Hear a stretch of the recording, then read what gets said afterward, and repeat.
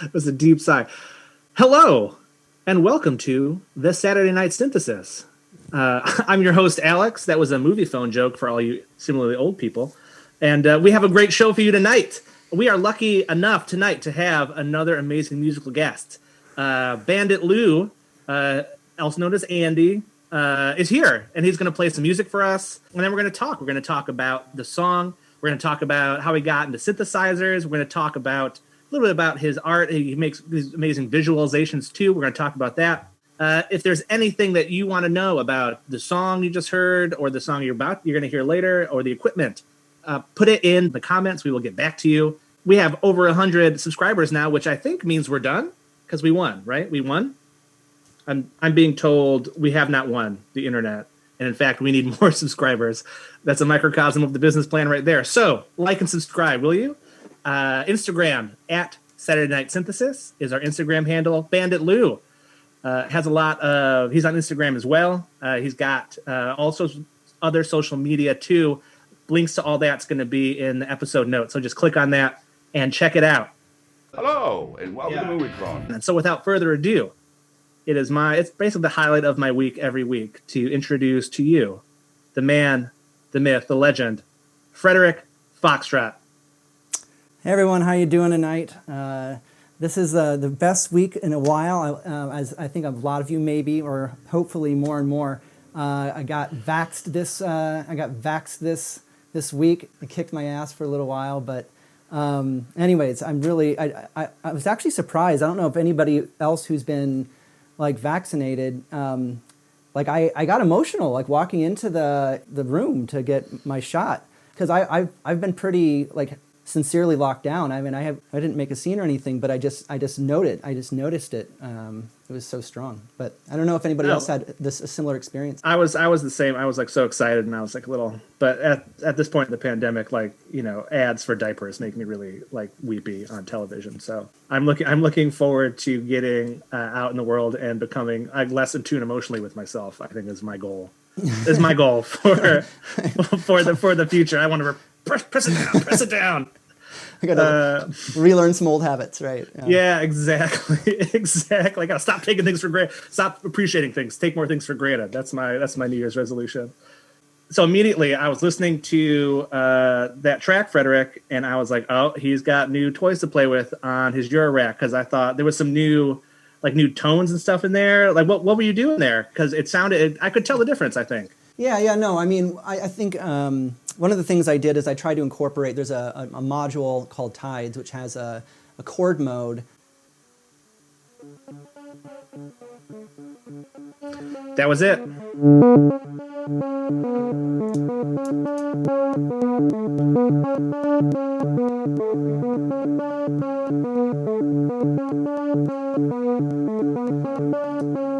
And then, of course, it went into my favorite, which is the...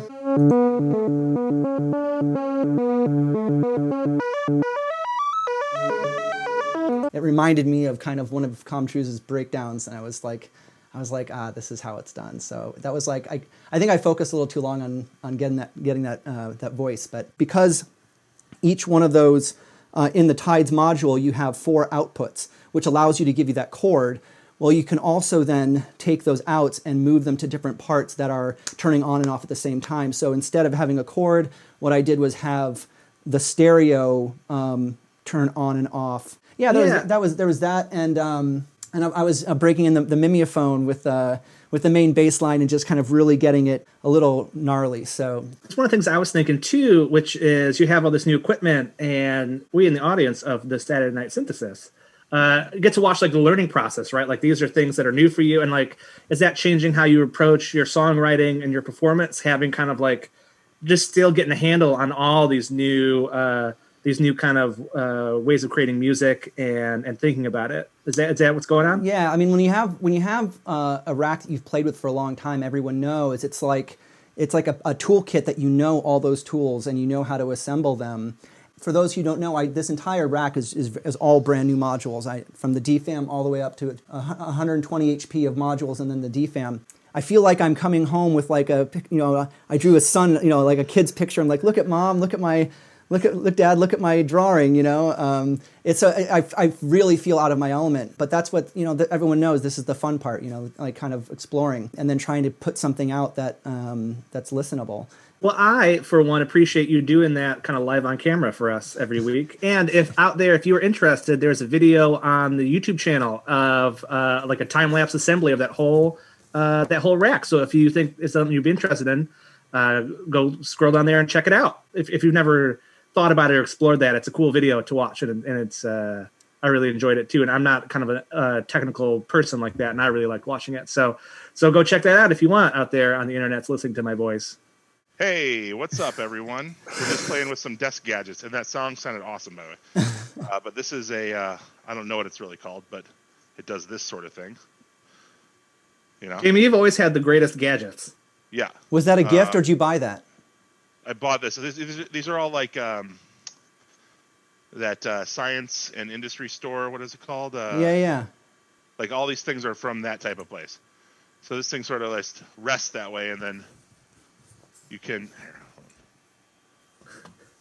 So it like springs up like that. Then you grab it on both sides and compress it, and it turns into a bunch of concentric circles. And then you can put it on your arm, and it rolls down. It feels really weird. It's super fun. I'm getting one now. Thanks for having us again. You mentioned the Truise sequence that you did. Yeah. What did you do to get that again? So you have the Tides, right? And Tides has a oscillator. The I think it's the orange mode. And it's you can make it do low frequency oscillators all the way to audible. And if you go to audible, then it basically has a chord mode, and it's essentially it puts out 4 different tones, and it has the chord is actually arranged in an algorithmic way. So it basically, as you turn the knob, it will turn into like a major 6 whatever, or whatever the chord is. But for whatever reason, it wasn't the spread wasn't very good, so it just kind of sounded like an oscillator. And I could turn it down and all of a sudden it filled out, but I didn't want 2 bass lines over each other. It didn't make sense. So I decided just to be okay with it. And what I did instead is I took those 4 outs. So then I have 2 of these.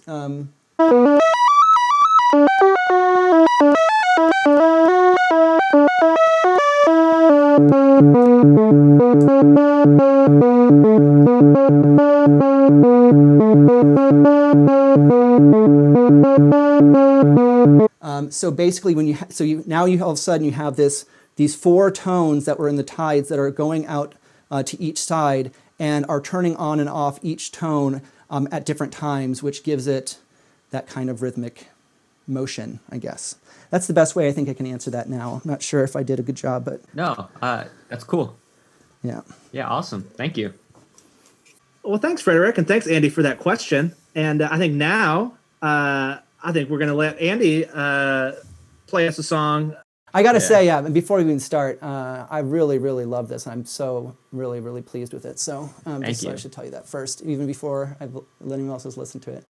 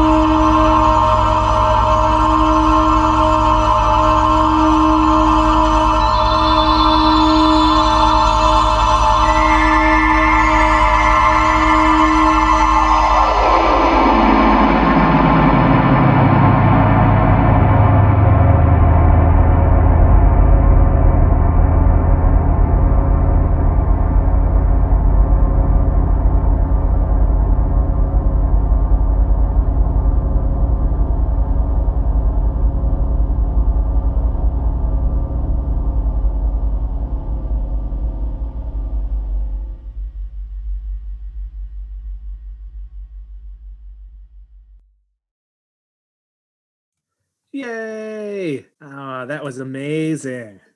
Thank you. Thank you. Before I start talking about that amazing song, I would like to welcome to the Saturday Night Synthesis, officially, Andy, aka Bandit Lou. Welcome to the Synthesis, and thank you for playing that song. Yeah. I've been looking forward to it all week. Both Frederick and I have, because decided to share it with people for sure. Definitely an honor. Thank you for having me. Awesome. Yeah, it's like, I know this is just going to sound so dumb, but like like this is kind of like, this is one of those things of like why to have a show like this, right? It's like just to be able to get something like that out, to amplify that is just, I'm really like, it makes me feel good to take part in that amplification for sure. Thank you. Yeah, it was seriously incredible. I might just kind of like steal the first few minutes here. Do you I always ask this to people whose music I like. Do you ever listen to like early Tangerine Dream or like Vangelis or anything like that? I've listened to Tangerine Dream, but I haven't really listened to them in length. Yeah, like they're early, what's called the Pink Years, which is the first 4 or 5 records. I like Tangerine Dream, until probably '84. But as far as the kind of sound of like modular synthesis, or having them, they had the big Moog setup, but the use of what I like, the 50 to 150 hertz range, like to actually utilize that that space is something they do quite a bit. And Vangelis, of course, is known for Blade Runner soundtrack and a bunch of other, also Chariots of Fire and things like that. But I think it has something to do with the instruments itself. So I don't expect everyone to have listened to those folks. But yeah, one of Frederick's real goals is to evangelize Tangerine Dream and like early 70s synthesizers to people who do modular synth. Like, now they're like, "You guys listen to this?" And everyone's like, "No." And he's like, I got a record I got to play for you," which is great, because I've listened to all of them too, and it's really a lot of those records. I'm like, oh, it really changed how I thought about that, and just stuff I never considered listening to that now I kind of listen to all the time. And we were talking, listening to that song in the chat too. We are talking a lot about the depth of the song, and I really like that synth sound and doing the things with the modules, and then playing the keys and like the chime tones over it. It's such like a juxtaposition of like these two different sounds and kind of like vibes that really go together, that you wouldn't think go together very naturally, and it wouldn't be your immediate assumption that they would. And I found that very like surprising. I was like, oh, this is really cool how that's working, and I just love that sound too. That's kind of one of my favorite parts about it. Thank you. Yeah, I love the electric piano. Yes. Like the Fender Rhodes. Mm-hmm. Like Fender Rhodes with the Space Echo is like my someday when I get an actual house, maybe a bigger apartment, whether it's in New York City or not. I literally just want a room with like an old school Fender Rhodes and an old school Space Echo and just like an amp, and like I would be happy for years. But I'll settle for emulations for now. Like I started out mainly with synth heavy stuff, and I was classically trained in piano playing classical piano. But just like classical music, like Beethoven. I could play a lot of Beethoven, Rachmaninoff, and all that stuff. And then when I got into making music, I was more interested in hip hop and jazz and funk, and it was very much like the opposite of what I learned. But like the piano, the sound of the piano, and then when I first heard the electric piano, like those have been kind of like a staple of, or kind of like a backbone of how I write music. And I think with synths, there's just something nice hearing a familiar tone that you're used to hearing, whether it's like a guitar or a piano, and in my case, an electric piano, like kind of just layered in, and it just makes it just gives it a different feeling. I think I feel like synthesizers can be organic in itself, but like having like a very familiar sound, like from a classical instrument, kind of adds to that too. Yeah. I completely agree. That's actually one of the things I wanted to talk to you about was where you came into synthesis. Did you come to it through another instrument, or was this your kind of entree into music? Some people come to it through that way, but some people just kind of stumble upon it because they're really interested in technology and they're really interested in the idea of being able to work with voltages in order to produce sounds and things like that. So yeah, that's one of the things I was wondering is, did you kind of was it like a tabletop that you added to your other music, or something that you wanted to kind of add accents to what you were already doing? So my first foray into synthesis was Reason 4, or was it 3? Okay. A cracked version of Reason 3 or 4. All in the DAW. In high school, an old friend of mine was really into making beats and stuff, and he had Fruity Loops, and I remember trying it out, and I was just like, nah, it's not not for me. Like, I'm not really into it. And then in college, I tried out GarageBand, and it was just a lot of fun playing around GarageBand. And then I kind of just somehow I got into music production. I actually can't even remember why I got into it, but I was like, I'll try it. And I found Reason, a cracked version of Reason. And then I just started really doodling and actually like trying to produce stuff. A few years later, I got Ableton, and I was just like, I kind of want an actual hardware synth. And my first synth was, after months of reading on stuff, I found an old Virus C desktop for pretty cheap on Craigslist. And it happened to be I had no idea what I was doing. I was like, I think in terms of like music, I've been just jumping in like head first. I was like, let me just buy the thing, right? Try it out, and then I'll make a decision afterwards. So I ended up getting this synth, no idea what I was doing. And it was actually pretty advanced synthesizer for my for my skill level, but it was just like tinkering around, I think. Yeah, so I guess I kind of just stumbled upon it. Actually, the track I made for the outro is, I think, one of my first songs I ever made. That is awesome. With a synthesizer, with that Virus C. It was with the SP404 and a Virus C. And yeah, so I made that like 10 or 11 years ago. And then I started getting, really into synthesizers and just trying to find, really cool sounding synths. There's like that analog craze. I wasn't really into finding analog synths. One, they were like way too expensive. I was, interning, working part-time as a college kid. So, my funds were pretty tight. I think the two synths that I've kept from that time is a Waldorf XT and a Waldorf Q. Waldorf, and wow. Yeah, I think I got them for really cheap. I think they're really expensive. Yeah, they're expensive. Yeah, for sure. But yeah, it's just I think just synths that can't be replicated in software. So that's kind of how I approach hardware, and whether it's worth it to invest having the real thing. It's like, well, how hard is it for me to emulate something in Ableton with its rack effects? You know what I mean? Right. It's just mainly just I love the experimenting and just the just different timbres I can crank out of these things. Modular was, I got into modular synthesis as a departure from making percussion driven music. Oh, I see.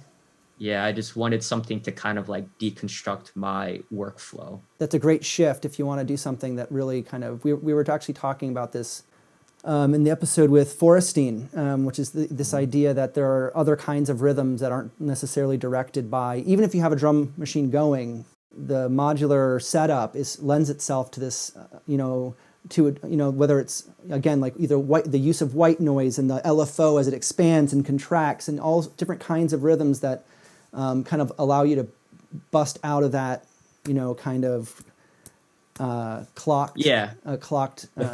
The 4-bar loops, 8-bar loops. What I really like about modular, especially with sequencers, and is that I actually don't really sync anything up. And I just let it kind of be organic in that way. Like, I'll loop something in Morphogene, and I'll just, I'll sync it to some clocks to like, trigger certain, morphs and gene splices. But, the loop itself, I just let it do its thing. And then, like on the matriarch, I let the sequencer do its thing. Another sequencer, I let it do its thing. And I have like a tape looper VST that's not synced to anything. And I just let it do its thing. And I just let the music kind of evolve on its own. Yeah, and it's way different than what I'm used to. And it's like finding rhythms in something other than drums is kind of what I've been focusing on, at least with the Bandit Lou Monk here.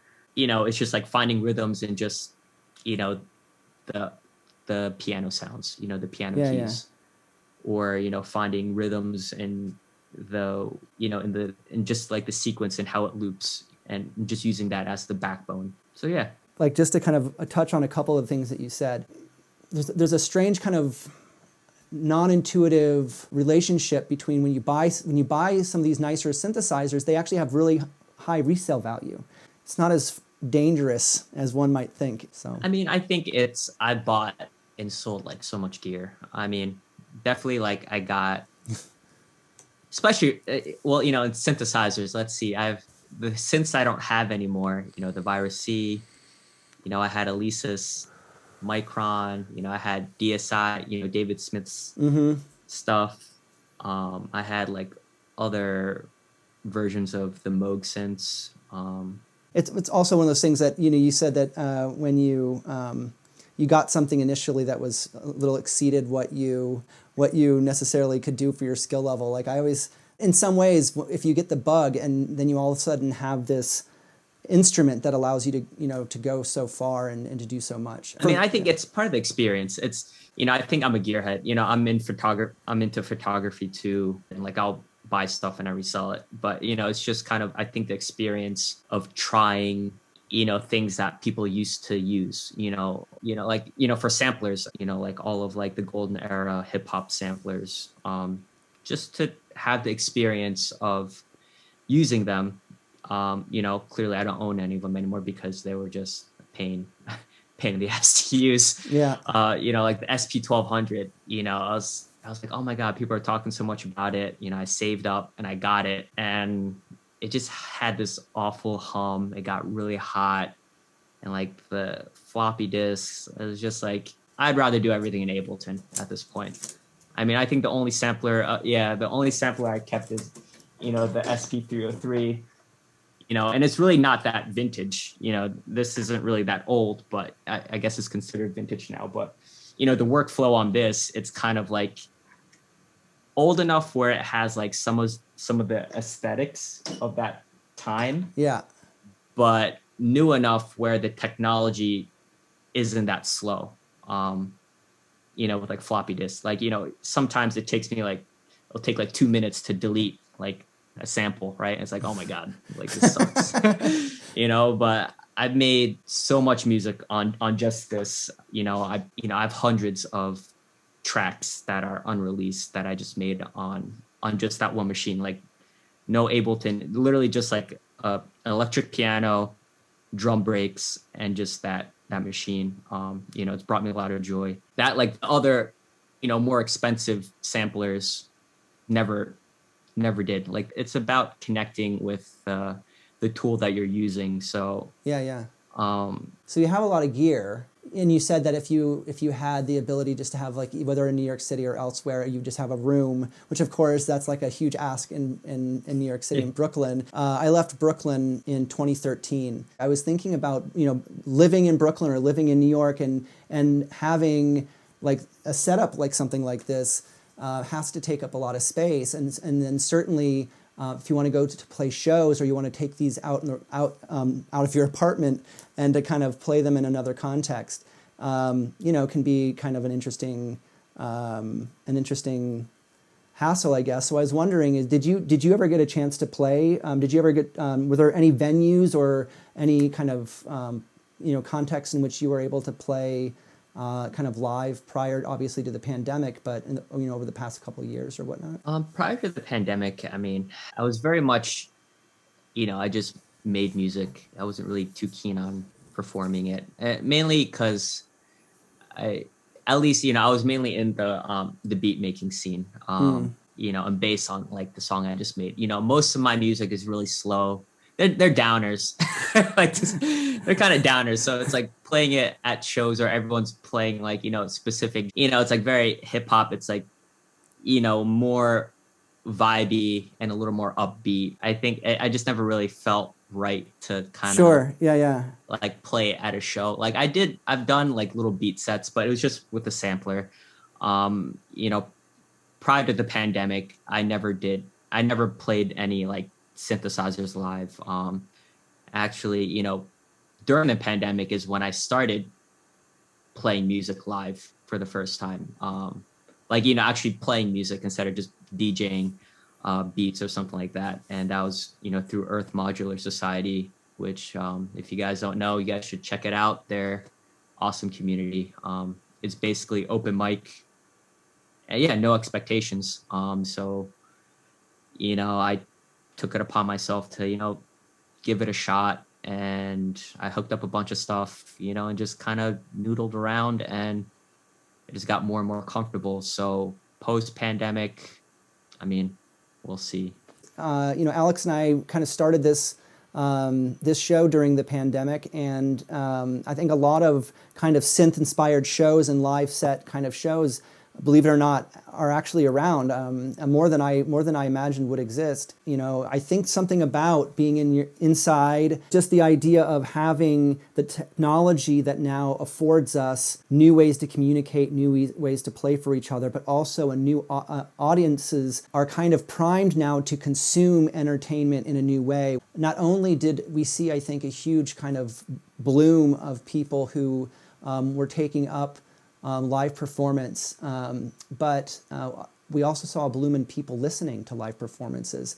And now it's just something that's become so easily part of our communication and social worlds that it really surprises me, but doesn't surprise me at all for you to hear me say that you didn't play really before, and that it's really been since the pandemic that you've taken this on.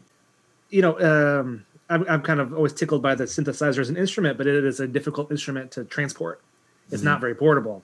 But the internet has created this space, right? To put on to, we all read our Henri Lefebvre, but, space is created as is perceived. And so like we have created all this new space and different ways of conceiving of space because your space is connected to my space through here. And so you can be comfortable in your own space and your own perception, and you're reshaping how people interact. You don't have to be physically present with someone to be in the same space with them. And so it affords all these opportunities for people who don't care to travel, people who don't feel safe physically in certain public spaces or in spaces that are unfamiliar. It's just really interesting to me how that interacts, particularly with synthesizers, because modular synthesizers, because it's this big thing. That's a huge transporting that as a whole other thing too. I just think that's it's definitely, like thinking about it, like I don't think I'm taking my matriarch outside my apartment. Like one, I don't have a case for it. Like even like looking at like a case, it's like $500. I was like, nah, I'm good. Pre-pandemic, I was just mainly making beats, and I think like the DJing of them isn't really exciting. Like I've done it a few times, and it's just, for me, it's not really that. It's not really like a performance, really. And I think, some people say differently, but I'm not comfortable with playing piano like live in front of a live audience. I'm just, my confidence level just isn't there. I think with the live stream, it's easy because I can rehearse a bunch of times. It's like, all right, I got it. Now right. I'm going to hit the button, broadcast, and then I can play, But, when it's in front of people, it's a little different. I still kind of get a little stage fright. For sure. Live streaming. But, it's definitely built up a lot of confidence. But, what's nice about like I used to go to a lot of beat shows, and it was mainly a bunch of beat makers, producers. It was a bunch of like people who are into the craft just together, hanging out. And rarely, you know, sometimes you'll see people like friends of the producers come in that don't make music. And that was always fun because like, you know, there's actually like an audience that's just there for the music rather than, you know, for the community, you know, in the crowd. You know, it's a little different. Well, I think the other thing we wanted to talk to you about, Andy, is and we'll see it in the outro too, is the visual component to a lot of your work. So my question about that would be, what's the relationship between your music and the visual components of the art? Do they influence each other? Do you do one and then the other one? How does that work? Usually the music comes for the visuals. That's just the process. You know, I'm really into photography also. The type of visuals I'm making now is fairly new. Actually, yeah, it's fairly new within the last 2 years, I would say. And that's mainly because my train commutes were pretty long. Like I would be going up to the Bronx. So it'd be like an hour and a half, right? So, you know, I have an hour and a half to kill. If I'm not post-processing my photos, you know, on my phone, you know, I'll be making music videos. You know, this is before, you know, I put the two together. I was really into making just like visuals. You know, I got really into more or less finger painting with Procreate, Pocket Create. And I was just making like just textures. You know, clearly from my music, I'm really into textures.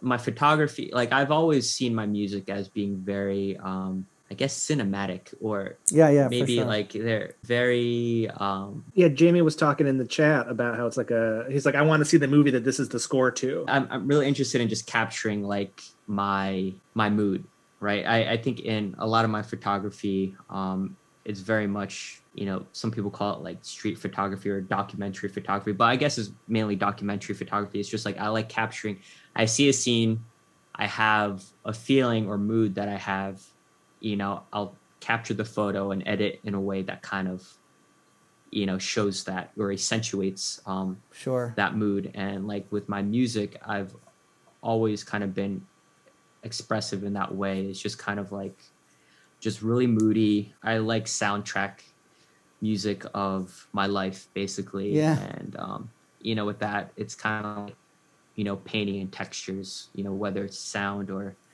with, you know, visuals. So yeah, mainly, you know, I start with the music and then I'll just go on, you know, whatever program I'm using, and I'll just start, while I'm listening, I just start doodling and just kind of like just abstracting things, and that, you know, taking like video content and just kind of editing it and just making it fit the mood of the song. Yeah, I mean that's one of the things when I was thinking about like Tangerine Dream, not to dwell on that, but of course, like Tangerine Dream went on in the late 70s and throughout the 80s to like soundtrack like half of Hollywood's like films, you know, like I think that there's something that synthesizers, like modular stuff, something that can be unhooked from a drum beat that lends itself to kind of cinematic music, as well as visuals. Like so many synthesists view themselves not necessarily as only a music outfit or a music producer, but rather a kind of audiovisual expression thing. Or even psychedelia, right? Like I think there's something with synthesis that there's something about the color and the rearranging and the kind of kaleidoscopic colors that go so well with synthesis. And I'm not exactly sure whether it's the, you know, kind of pixelations or distortions that are, you know, they sound like they belong together, because with synthesizers you have the oscillator and sometimes it can sound it's clearly not a natural, whatever that means, sounding instrument. But I think it's natural. I think oscillators I mean, you're simulating a wave. Well, you are generating a wave, which is, I think, natural. And I think the end goal of my Bandit Loop project, so right now, I've made the music. I kind of have the vibe of the visuals. Eventually, my main goal is to come up with a program that essentially can translate my textures into visuals, and I've been reading a lot about, everything comes down to kilohertz, right? There's, voltages, even like, waves and frequencies. Everything can be translated to frequencies, from music to colors. So, I think it's just kind of finding a correlation between, a C, that frequency to what color it translates to. Spectrally, yeah. Yeah, spectrally, and just kind of making that translation.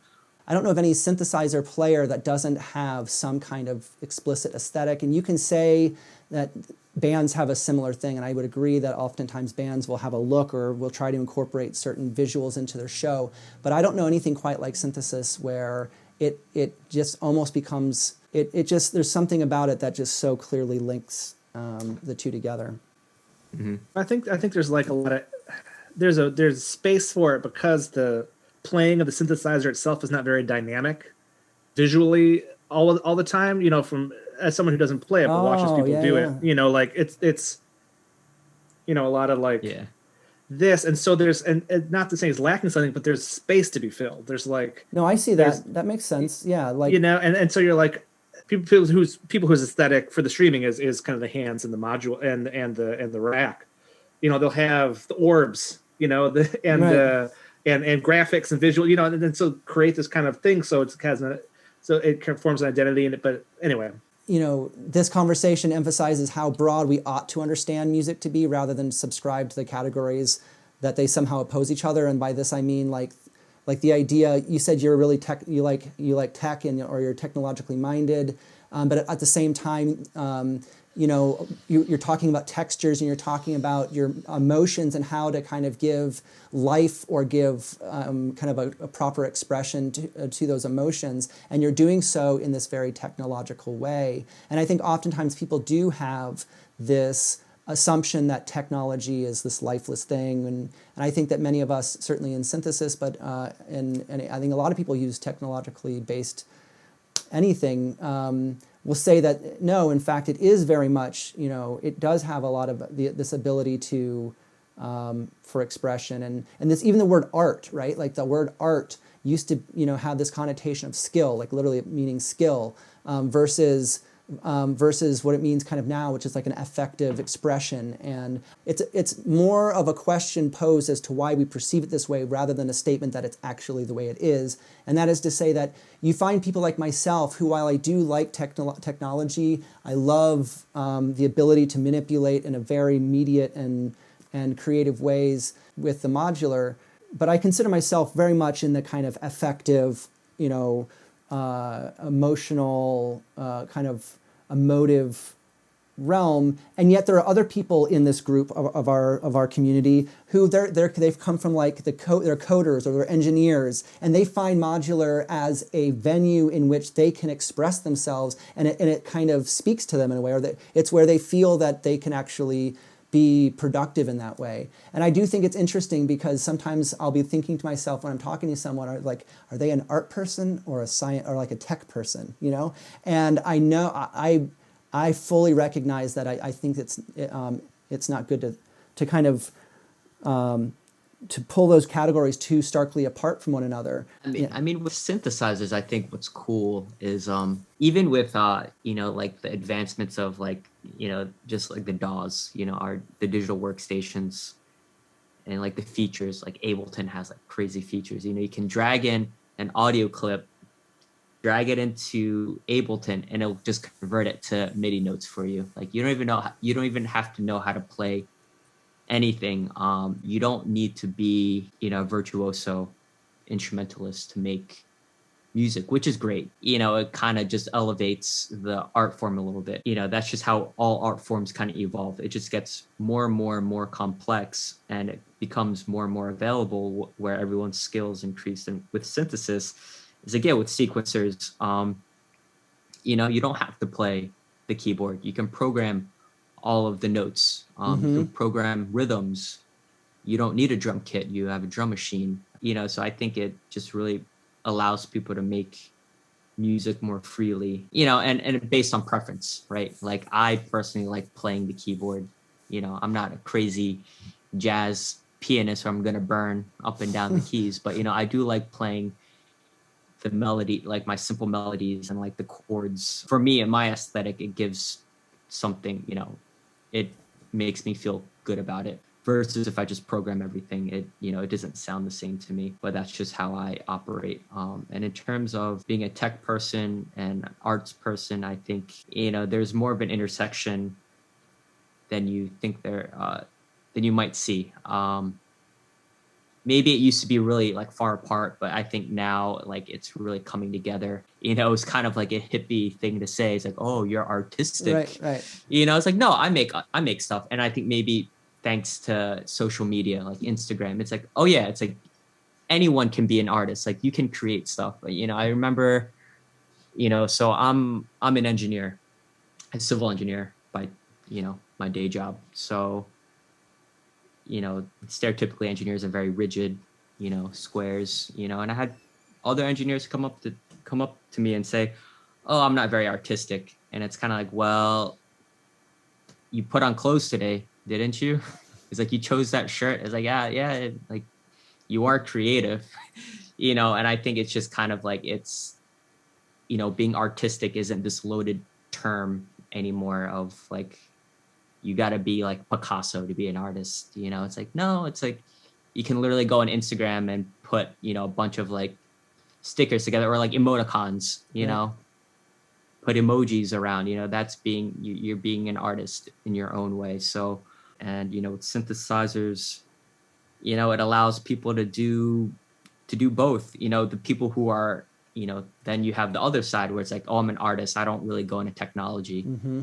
It's like, well, it's 2021, you should know how to, use the Adobe suite, right? You should know how to troubleshoot your laptop. You should know how to, do all these technological things, use OBS, right?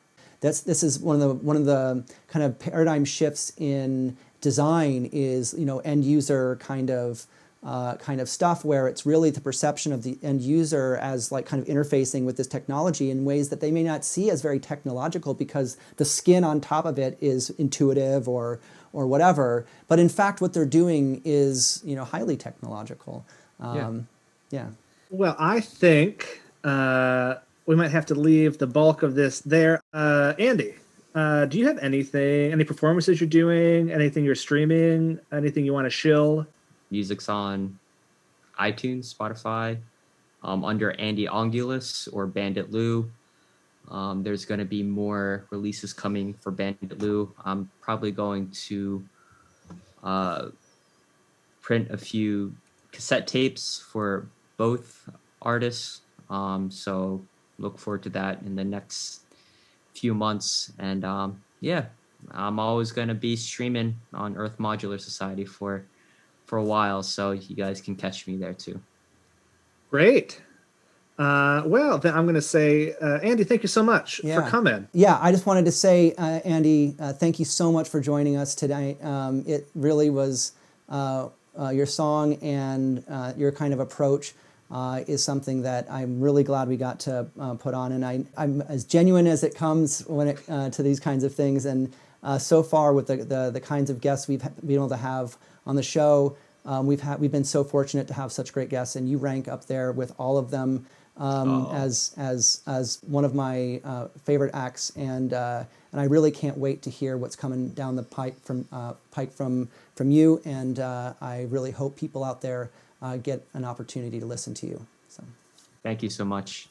It was a great conversation. I'm going to say thank you again to Andy for coming. Thank you for everyone in the audience for coming and watching us live. Thank you on the internet out there for watching us from the comfort of your own space.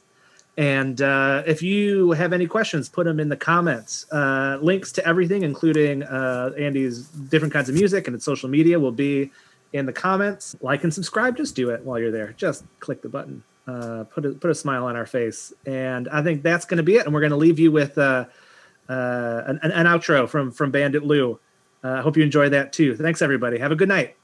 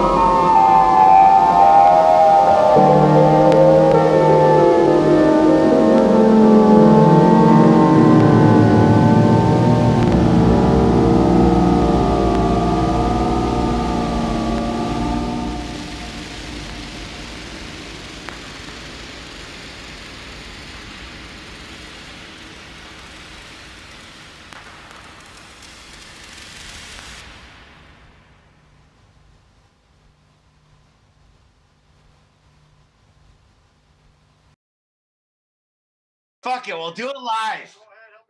We'll do it live. I don't give a fuck.